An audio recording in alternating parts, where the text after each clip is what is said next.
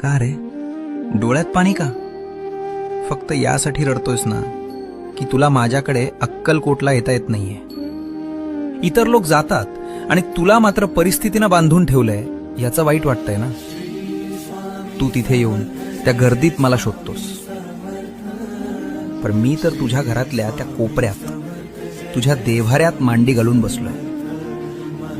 बाळा, मंदिरात मी राजा म्हणून बसलोय लोकांचं गाऱ्हाणं ऐकायला, पण तुझ्या घरात मी बाप म्हणून वावरतोय तुला सांभाळायला.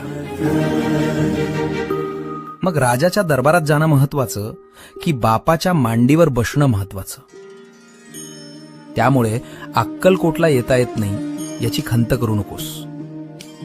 आत्ता याच क्षणी डोळे मिट आणि बघ, मी तुझ्या समोर उभा नाहीये, तर मी तुझ्या आत बसलोय.